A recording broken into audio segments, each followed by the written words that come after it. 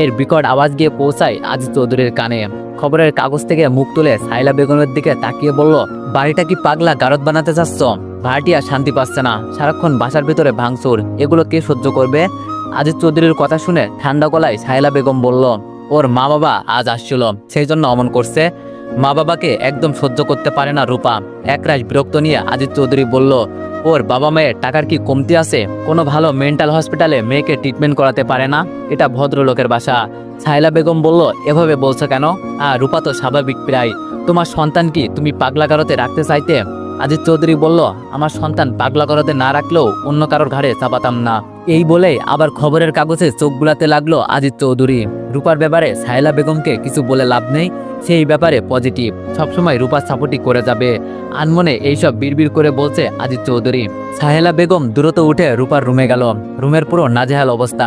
রূপা ফ্লোরে বসে হেক্সি দিয়ে কাঁদছে। সাহেলা বেগম গিয়ে রূপার মাথায় হাত বুলিয়ে আদরের সুরে বলল, কি হয়েছে আমার রূপা মামুনির? কে রাগিয়েছে? রূপা এবার কান্না থামিয়ে সাহেলা বেগমকে জড়িয়ে ধরে বলল, ওই মহিলা এসেছিল কেন আজ? ওনাকে আসতে না করছি না? সাহেলা বেগম বলল, উনি তোমার মা রূপা, মাকে কেউ মহিলা বলে? রূপা বলল, আমার মা তুমি। সাহেলা বেগম বলল, তোমার দুইটা মা, ওইটা তোমার বড় আম্মু আর আমি তোমার ছোট আম্মু। রূপা বলল, না না, আমার আম্মু একটাই, সেটা হলো তুমি। রূপার কথায় যতক্ষণ সাই না দিবে ততক্ষণ রূপার পাগলামি থামবে না।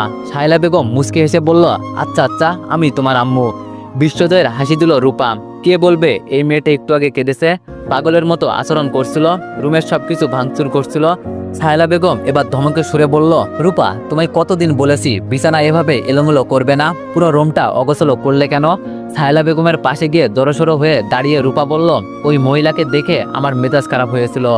সাহেলা বেগম বলল, আবার ওই মহিলা? বলতে গিয়েও থেমে গেলেন সাহেলা বেগম।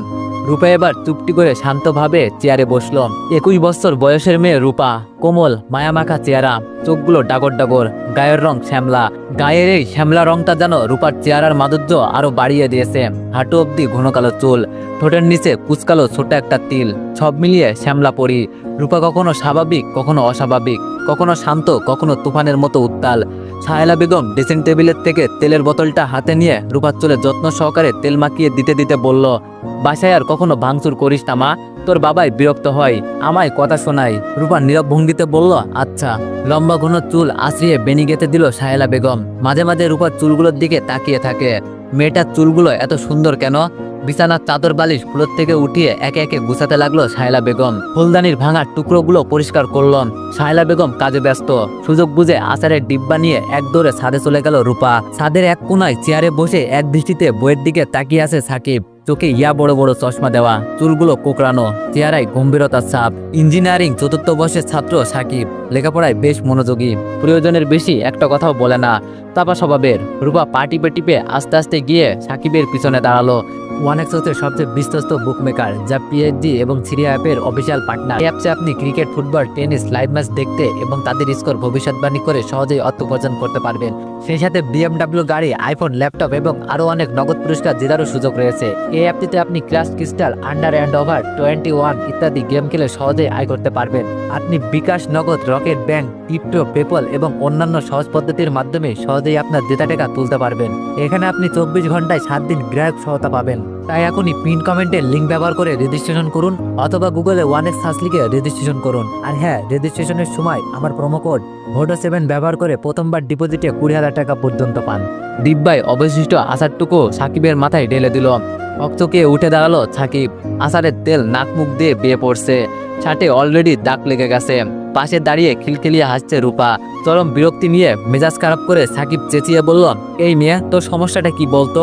তুই কি করছিস সেটা?